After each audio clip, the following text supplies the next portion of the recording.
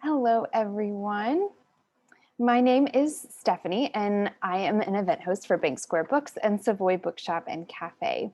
We are delighted that you were able to tune in to this evening's virtual event. There are just a couple of quick things to go over before we dive in. There are a few setting modifications that we want to encourage you to make on Zoom that might make this experience a little bit more interactive. If you escape out of full screen, you should be able to activate the chat and the Q&A features on Zoom. If you'd like to participate in the chat, go ahead and set those chat settings to all panelists and attendees. We definitely want to encourage you to chat in during the event, so be sure to say hello and let us know where you're watching from. We just ask that you adhere to our virtual event code of conduct, which will be posted in the chat in just a minute. You can also ask questions using the Q&A module at the bottom of the screen, as well as vote for those that are most interesting to you. And we will get to those audience questions towards the end of the event tonight. This event is being recorded, so if you have to leave or step away for a moment, you can always revisit the recording later on YouTube. And if you're having trouble finding the link, just send us an email and we'll be happy to send it to you. If you'd like to order a copy of tonight's event book, I will be posting links in the chat throughout. This link will take you over to our website where you can complete your purchase. And I know that Bank Square, earlier I checked, and it looks like Bank Square Books over in Mystic has quite a few copies on hand, and Savoy has a few as well. So we'd be happy to transfer anything back and forth between stores, or feel free to pick it up at either. So without further ado, I am delighted to introduce Nancy Marie Brown, who is here to discuss her book, The Real Valkyrie, with us tonight. Hi, Nancy. Hi, Stephanie. Thanks for having me. Of course. We're so glad that you could join us. Yeah. So for those of you that don't know, Nancy Marie Brown is the author of highly praised books of nonfiction, including Song of the Vikings and The Real Valkyrie, which was released on Tuesday. Congratulations. Thank you. She is fluent in Icelandic and spends her summers in Iceland. She has deep ties to the Scandinavian cultural institutions in the US, and she currently lives in East Burke, Vermont. So I'm going to turn it over to Nancy. She will speak, and I believe she has a presentation to share with us tonight.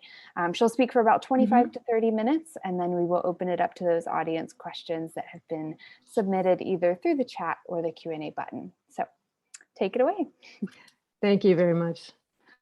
I'm going to start with a brief reading.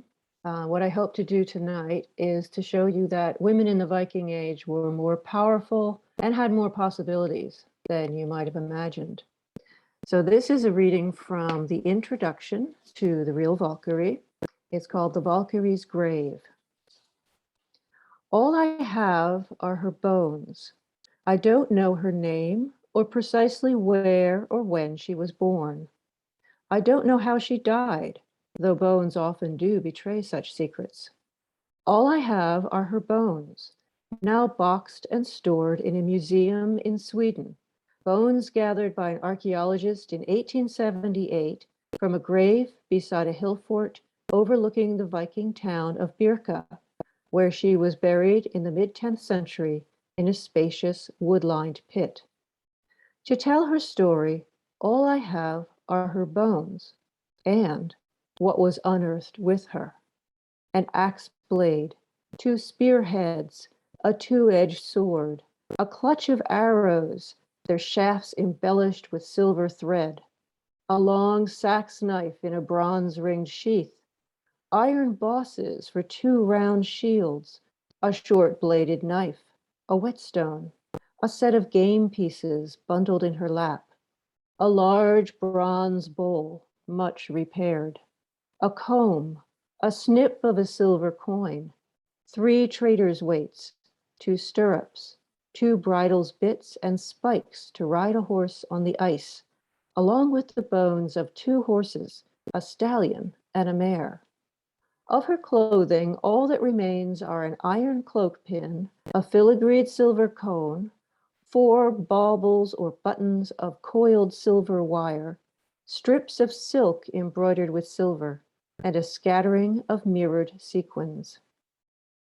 Until 2017, when DNA tests proved the bones were female, This grave, numbered BJ581, was held up as the classic Viking warriors' grave.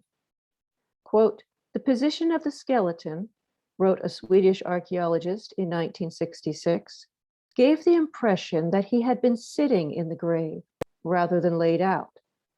The equipment indicates that this is a warrior's grave rather than that of a merchant. The date of a silver coin found underneath the skeleton of the dead man provides a fairly good idea of the date of the grave, 913 to 980 AD. The implications of this dead man turning into a dead woman dazzle me. They ignite my imagination. A burial with weapons and horses, an archaeologist claimed as late as 2008, used, quote, "a widely recognized symbolic language of lordship, one that was unquestionably masculine. To assume all such weapons graves are male now seems to me to be a mistake, one that has skewed our image of the Viking Age. How does history change if we turn that assumption on its head? There are other ways to interpret the grave, other ways to explain a female body buried with weapons, but the simplest seems to me the most likely. Defending their findings in 2019, the team that tested her DNA said BJ581, quote, "suggests to us that at least one Viking woman adopted a professional warrior lifestyle." They added, "We would be very surprised if she was alone in the Viking world." So now I'm going to share my screen with you and show you some slides to explore the life of the real Valkyrie. When I first started writing this book, I thought it was going to be a book about bones. It turned out to be a book about bias. That's the problem with thinking of archaeology as a science. Nobody can repeat the experiment. Here is the original site plan of the burial at the heart of my book. It was excavated in 1878. Other than this faded drawing and a few notes, all we have are boxes of bones and artifacts with the number 581 inked on them. Anything you read or see about this burial, BJ 581, the Birka warrior woman, is an interpretation, including the gender of the burial. Archaeologists are taught that a woman's skull is smoother and more rounded. Her long bones are more slender. Her pelvis is shaped differently than a man's. But there's no absolute scientific scale for smoother, rounder, and more slender, or even for pelvic structure. Plus, few Viking skeletons are in good shape. After 1,000 years in the soil, the bones are degraded or missing. In cremation burials, the bones were burned, then crushed. Yet archaeologists still sex these graves. How? It's called sexing by metal. Jewelry for women, especially these oval brooches that hold up the straps of an apron dress, and weapons for men.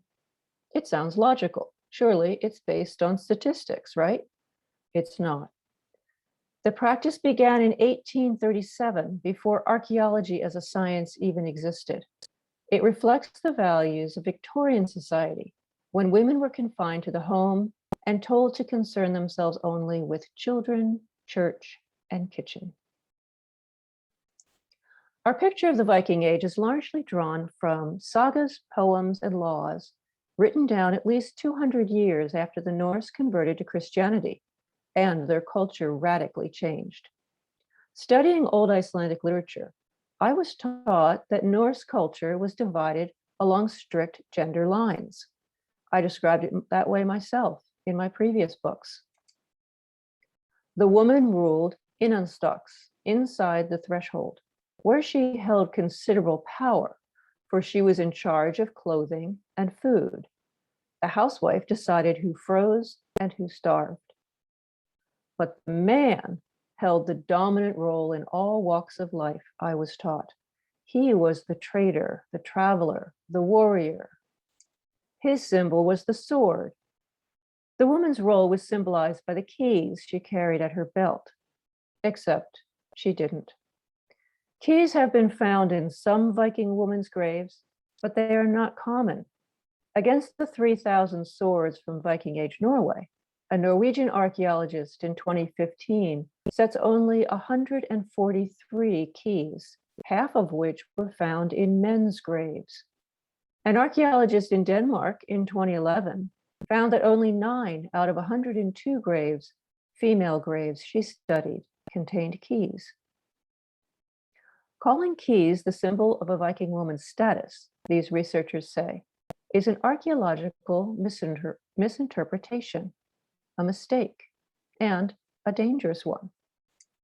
By accepting the Victorian stereotype of men with swords and women with keys, we legitimize the idea that women should stay at home.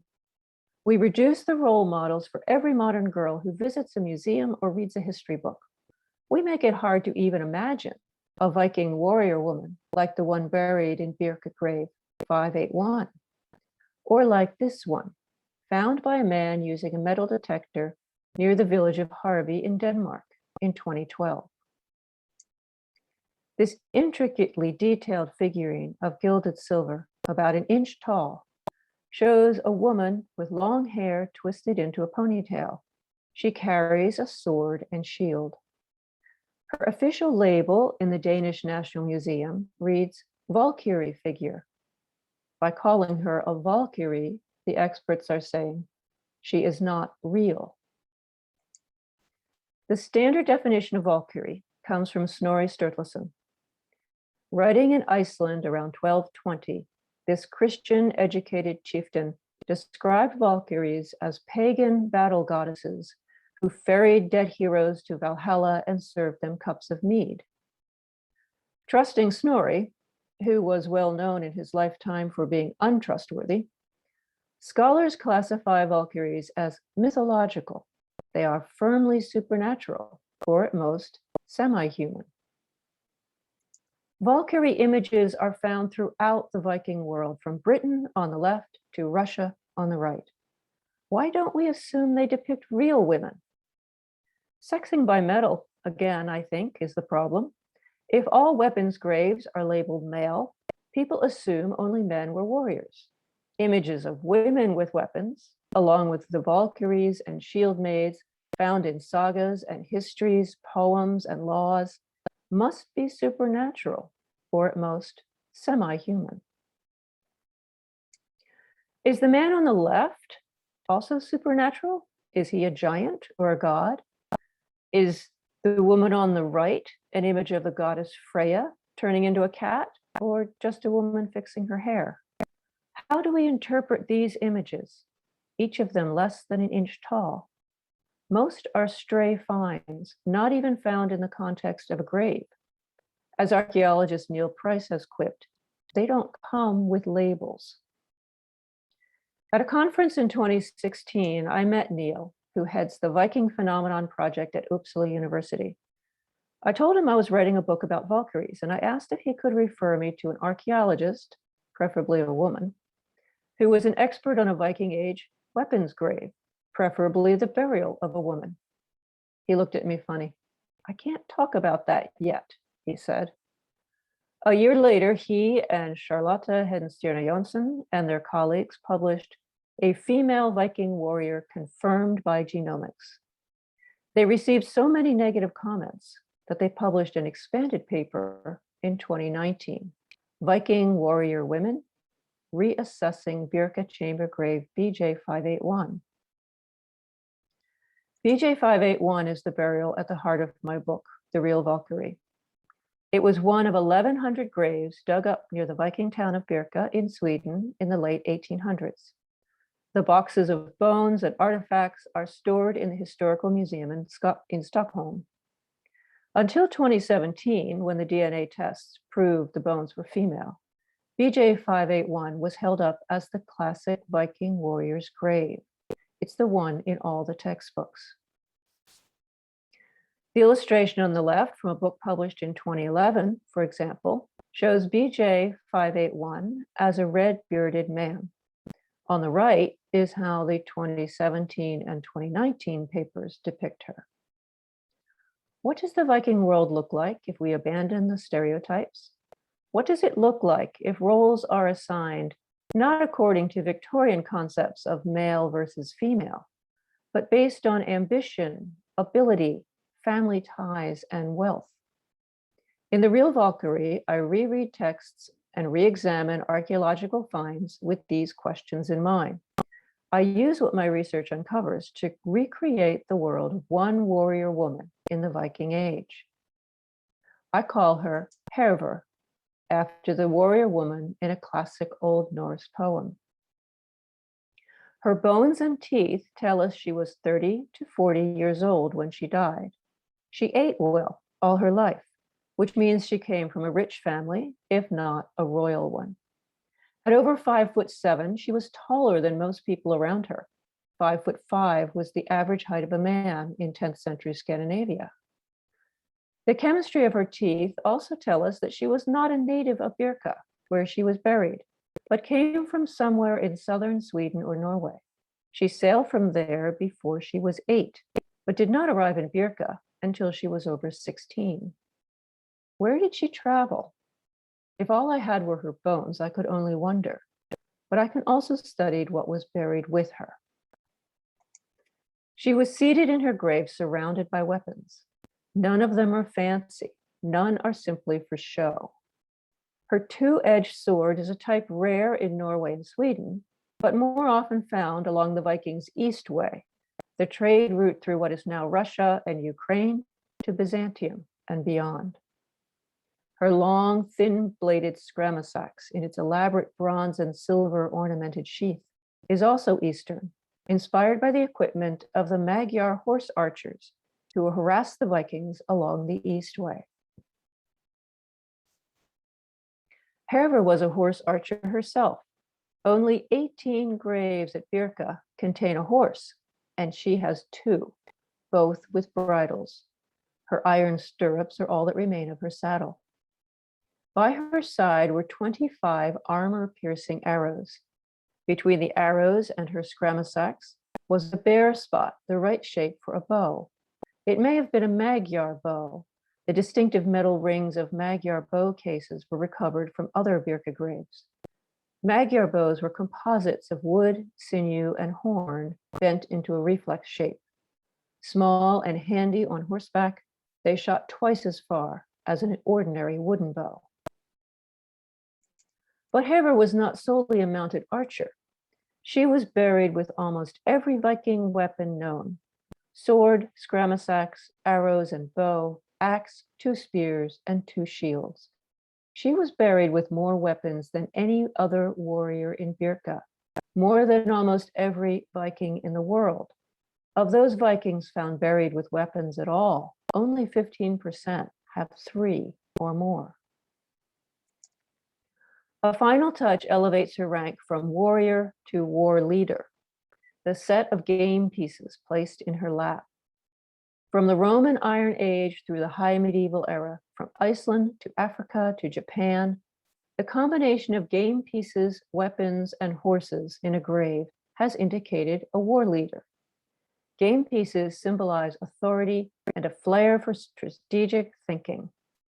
They express the idea that success in warfare does not depend on strength alone, but also on tactical skill and good luck.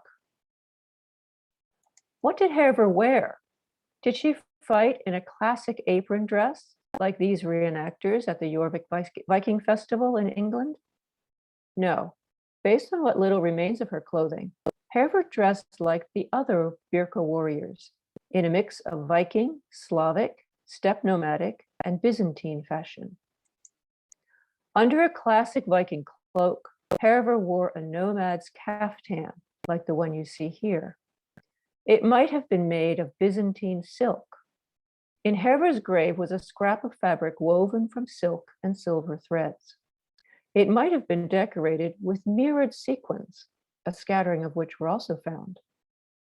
On her head, she wore a silk cap topped by this filigreed silver cone. An exact match for her cap's cone was buried with a warrior near Kiev. Who was this Valkyrie buried in grave BJ 581? To tell Herva's story, I had to make assumptions. I had to connect the dots. Her bones say she lived to be at least 30. Archaeologists can rarely date their finds within a span of 30 years, but details about her grave suggest she died when Birka was at its height and before its warriors' hall burned down around 965. That sets her birth around 930. Science tells me only that she came from southern Sweden or Norway. So looking at the Viking world from a warrior woman's point of view, I opted for Vestfold. Here, 100 years before Herva's birth, two powerful women were buried in the most lavish Viking grave ever uncovered, the Oseberg ship mound. Here, when Herva was a child, the great hall at Kaupang was destroyed, perhaps by Eric Bloodaxe and Gunhild, Mother of Kings, who conquered Vestfold about that time. Where would a small girl born in Kaupang to a rich family, if not royal, end up? Science suggests she went west, possibly to the British Isles, as did Eric and Gunhild sometime between 935 and 946, according to the Icelandic sagas. From their base in the Orkney Islands, the royal pair meddled in the politics of Dublin and York.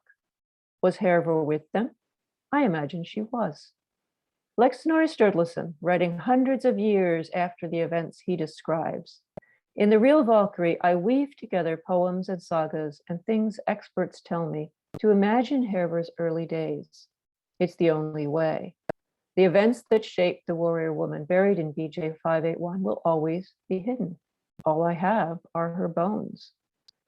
So to bring Herva's story to life, I begin each chapter as historical fiction, then step back and explain my sources. We know, for example, that Gunhild, Mother of Kings, was real. She appears in 11 Icelandic sagas and several histories.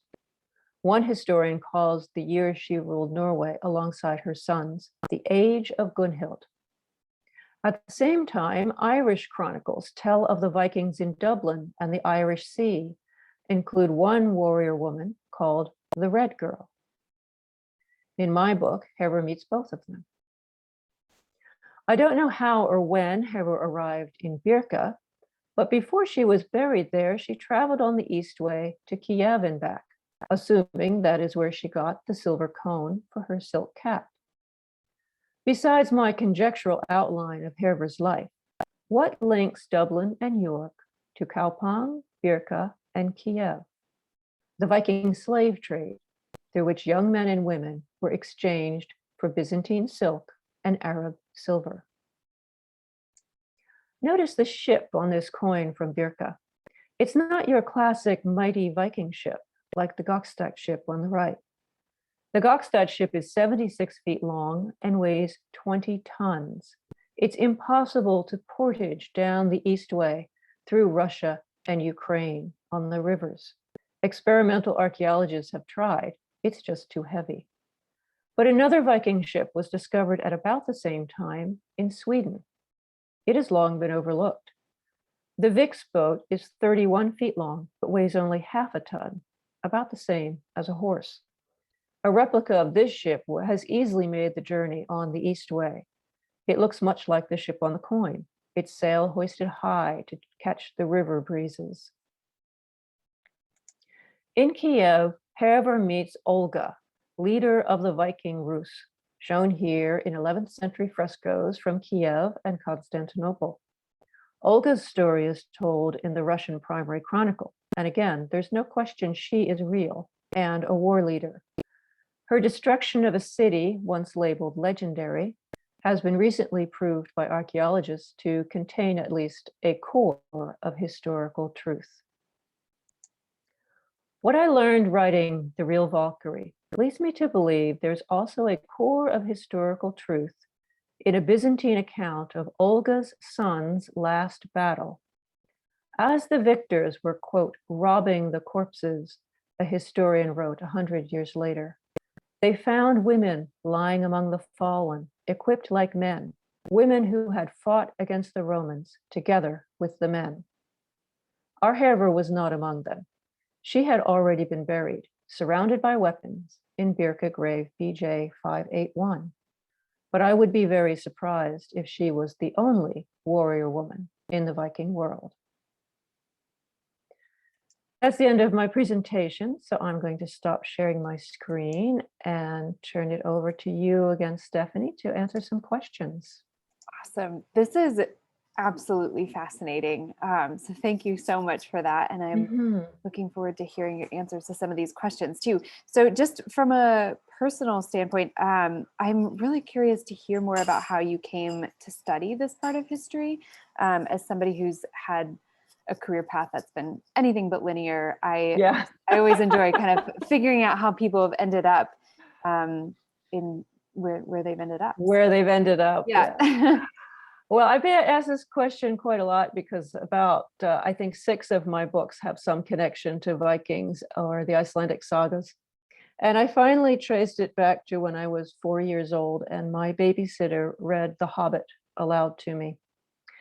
And then when I was around 13, my older sister gave me a copy of The Lord of the Rings, and Tolkien, became my favorite author into college. When I was an English major, I wanted to learn to write like Tolkien. I wanted to learn to write fantasy. And unfortunately, I discovered that in the 1970s, that was not considered a proper course of study for someone in an English department. So I read Tolkien's biography and I decided to study what Tolkien studied.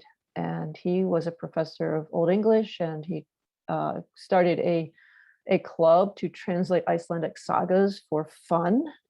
He taught Old Norse. So I decided that was what I was going to do. And I found a professor who had a full bookcase full of Icelandic sagas in translation. And I read all of those. And when I ran out, I found another professor who would teach me Old Norse. And I read the sagas in the original language. And then I went to Iceland, and I've been going to Iceland almost every year, every other year at first, and now every year ever since, and learning enough of the language to get by. Calling me fluent is kind of a compliment, but I can get by. And seeing where the sagas were written and learning what they can teach us. And I also, one year, got the wonderful opportunity to volunteer on an archaeological dig in Northern Iceland, and that's where my interest in archaeology came from. So my book, The Far Traveler, which came out in 2007, was the first chance I had of combining sagas with archaeology. Okay. The part that I skipped, and you said, you have this non-linear, life course. Well, so did I, because at the same time as I was studying Icelandic literature and going to Iceland, I got a job as a science writer. So I was working for 20 years for a magazine writing about science. And so being able to combine the science of archaeology with my love of Icelandic sagas and the Viking Age was really a wonderful opportunity. And I have never looked back. I started freelancing and just writing books after that one came out. That's so cool. It's funny how I feel like for a while I kind of viewed my career path and experiences as being very kind of disconnected and scattered, but it's interesting, like in hindsight, I feel like I do see the connections, and it does make a little bit more sense now. Eventually it all comes together. It does. You just have to hope that it will. Yeah.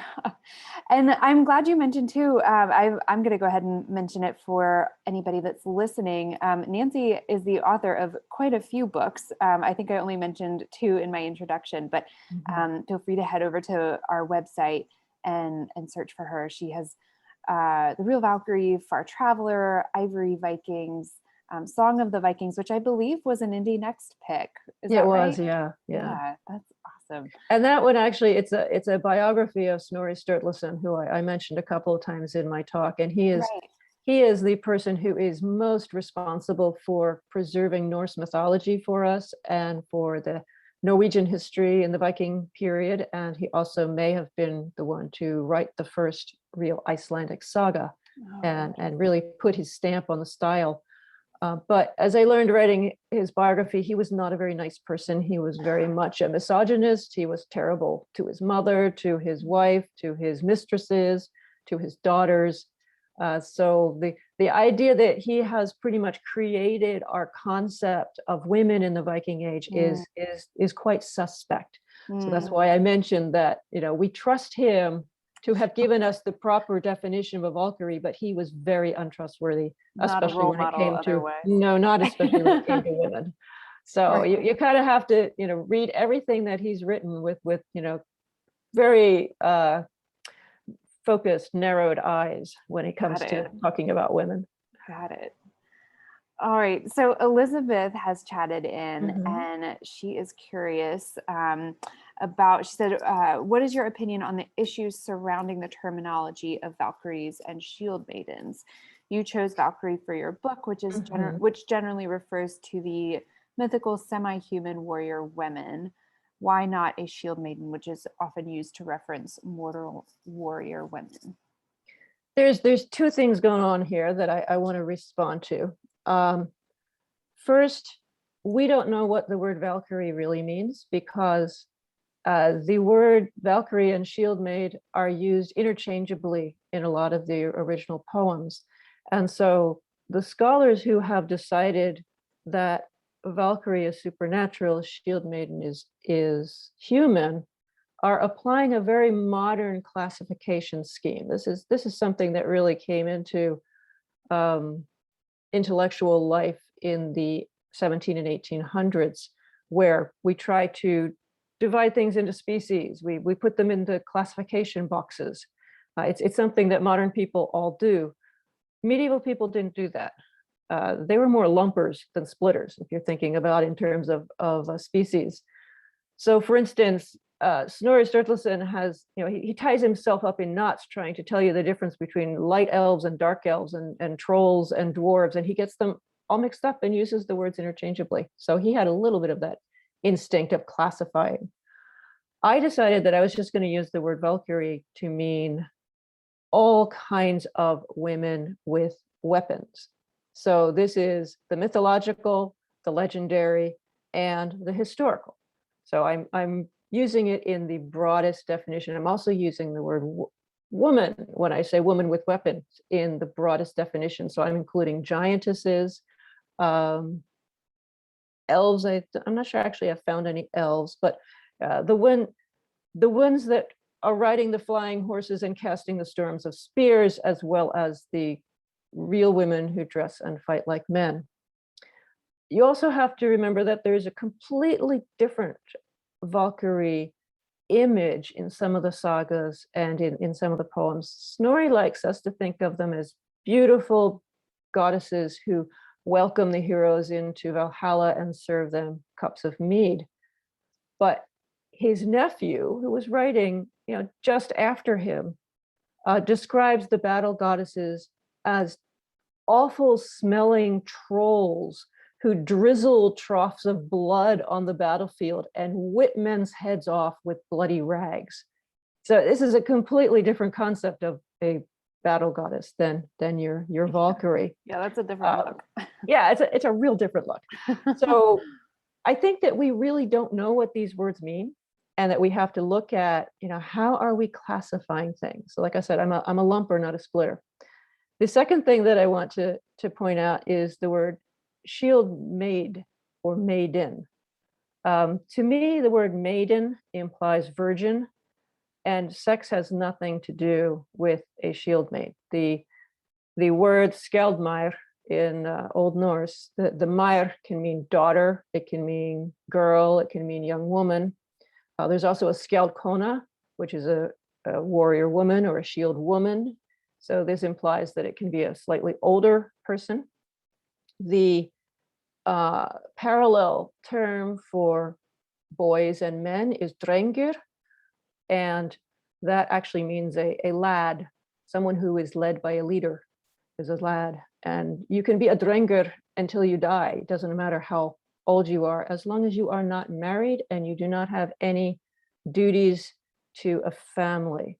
So both the shield maid and the drenger could not marry and stay part of the warrior band. To be in the warrior band, you had to give up the idea of family kinship and duty to your family. In fact, if when you're in a warrior band, you discover that somebody in the same band killed your brother, you are not allowed to take vengeance, which is, what the whole saga, is about, is avenging the death of your relatives. Well, you're not allowed to do that if you are a shield maid or a drenger. You have to take your dispute to your war leader, who then decides, because the war band is, a band of brothers and sisters.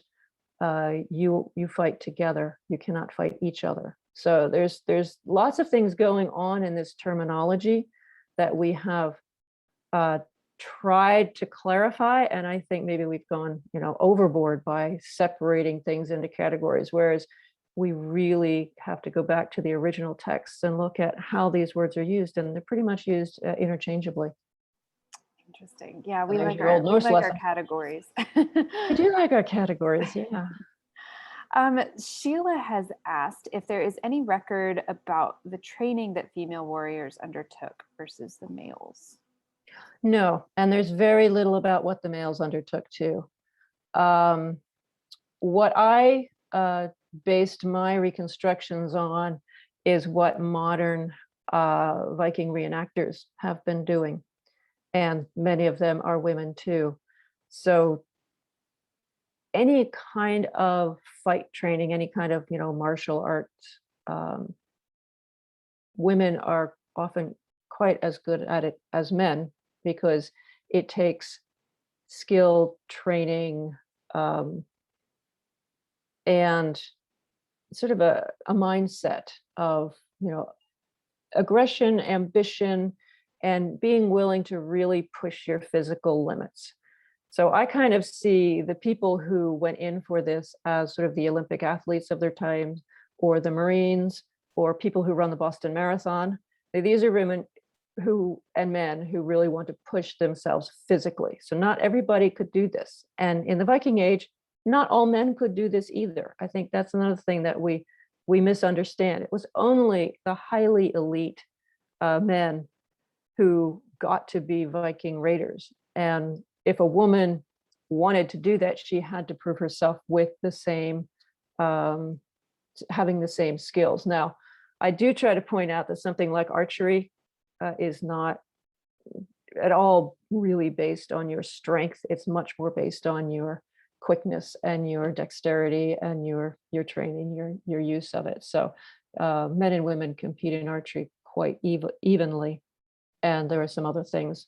You also have to think that a woman who is highly trained when going on a Viking raid is generally going to fight people who have no training at all. She's going up against the farmers and the merchants. Right. So it's not a fair battle. Right. But in terms of how exactly they did it, we don't really know. The only thing we do know is that it was a domestic training camp. The training, the weapons training was done in the home, in the community, in the chieftain's hall. Children were given play weapons and smaller weapons, and taught to spar. And their elders would be watching them and criticizing. Mm-hmm. And if you put together a warrior band, it was generally led by the chieftain that you lived with, and you ate together, you wore the same clothes, you did everything together. It was not until around the 11th century that there started to be these separate army training centers that were apart from the chieftain's hall. Mm-hmm. and then you could control who could get in. That's when women started to be excluded. Oh, okay. Carol would like to know your thoughts on Viking portrayal in film and television. And I'm going to expand on that a little bit. I would love to hear if there's any, movie or TV show that's just gotten it horribly wrong, or if there's one that's gotten it, if they've just nailed it, like they've gotten it right in your opinion. Well, I think most of them get it horribly wrong.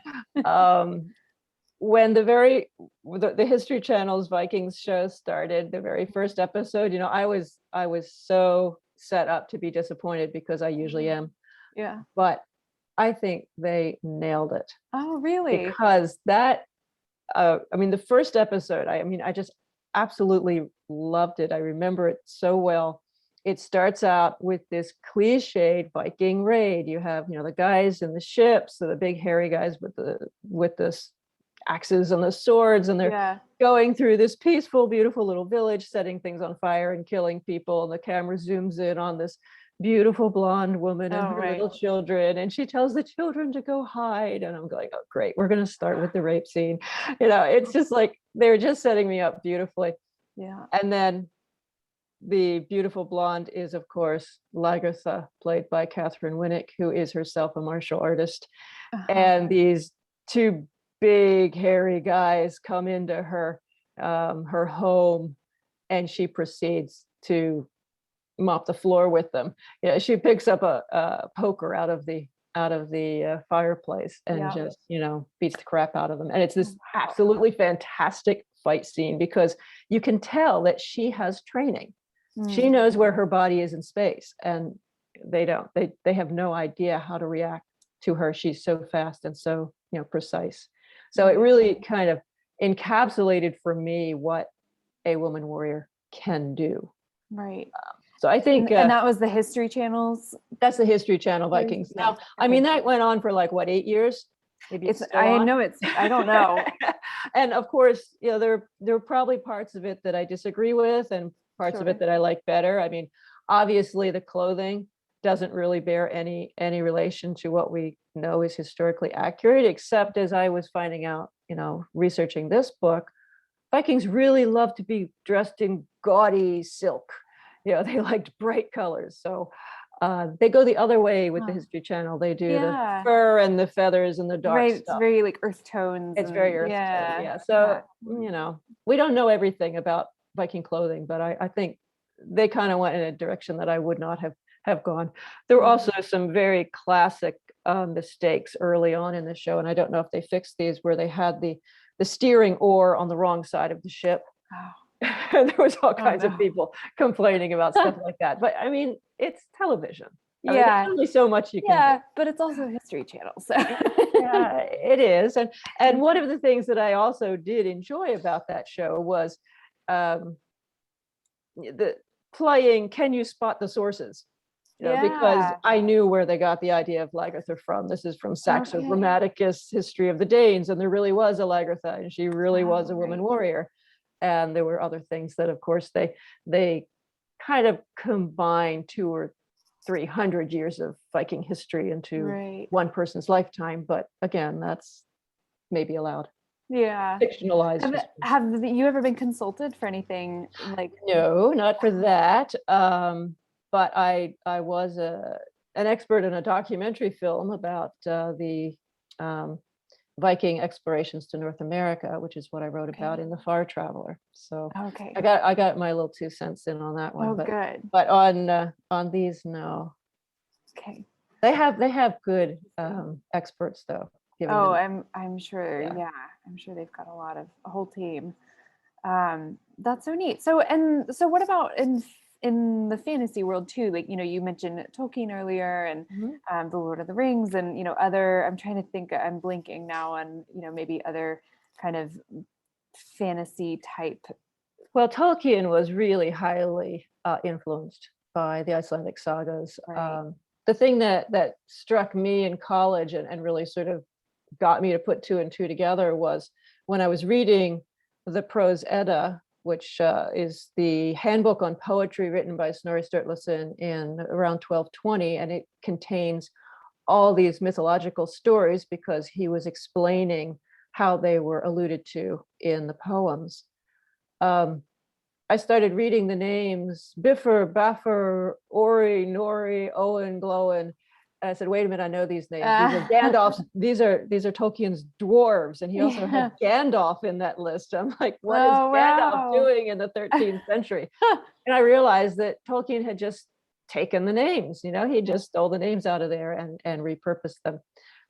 His warrior woman, Eowyn, is very much like some of the warrior women in the sagas. Somebody else who's been highly affected by Viking history and the sagas is George R.R. Martin in Game of Thrones. Right. Yes. You think of, Beyond the Wall, that it's not only filmed in Iceland, but it's got a lot of saga themes and characters in it. So if you really think, probably everything in modern fantasy can be traced through Tolkien back to Snorri Sturluson. The elves that are immortal and big, not tiny little elves, right? Dragons, with their hoard of gold. I mean, that's in Beowulf too, but Beowulf is actually a Viking story. Right. So I remember reading that in high school. Yeah. There's actually a very good new feminist translation of that. Really? People will What's read. the translation? Who did it? Maria Headley. Okay. Yeah, it just came out. It's a new translation of Beowulf. I would very, be interested in revisiting that. Okay, Maria Yeah. Headley. I'll have to see if we have that on our shelves. Well, what are you working on next? I know this just came out, so are you going to take a little break? I'm going to take a little breather. Good. Yeah, I think you deserve one. Yeah. Great. And were you able to visit Iceland during the last year and a half, or has that been? I missed it in 2020, and so far I've been twice in 2021, and I have another trip scheduled in the fall. So it's kind of like almost too much of a good thing. The travel is a little bit more stressful now with all of the rules changing, overnight, right. And not wanting to be exposed to virus. So we have to be very, very careful, but I still managed to get to Iceland.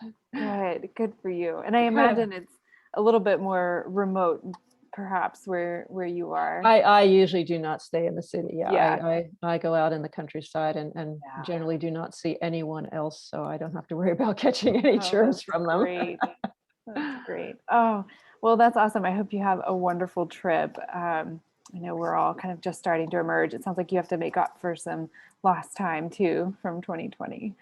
Well, there were a couple of things that were canceled in 2020 that we rescheduled for this year. So that's why there's extra trips this year. Yeah.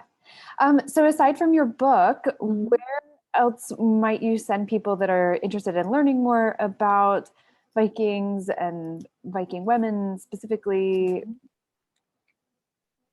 Where would you send them? Other books that I recommend is a book by Neil Price called Children of Ash and Elm. That is a history of the Vikings that just came out. There is a good book also called The Valkyrie by Johanna Friedrichsdottir. And she pretty much is talking about the traditional view of women in the Viking Age and what the average woman could expect, while I'm talking more about the exceptional women. There's a brand new book that just came out, Women and Weapons in the Viking Age by Leszek Gardella. Okay. That's beautifully illustrated. And then William Short, has a book that just came out called Men of Terror, where he kind of argues with me. And he talks all about Vikings as being men rather than women. Interesting. So he's a friend of mine, but we have a disagreement on that one. Right. Keeps things interesting. Yeah. Great. Well, I will try to compile a list of the books that were mentioned tonight, in addition to your own, and include those in the show notes on YouTube for the link. Thank you so much. This has been a fascinating evening. Thanks very much. Looking forward to reading the rest of your book. And again, I'll just pop the link in the chat for anybody interested. And I'm going to link the list to all of your books. So for anybody interested, I just posted the link in the chat. It should take you to all of Nancy's books. So be sure to check those out. Again, we have a ton of copies of the Real Valkyrie over at Bank Square, and I'm sure Savoy, I know Savoy has a couple as well, but I think most of them headed over to Bank Square. So just let us know if you'd like one. And again, thank you so much, Nancy. This is a really cool event, and thank you so much to everybody who watched. Thank you. And good Have night. a great night, everyone.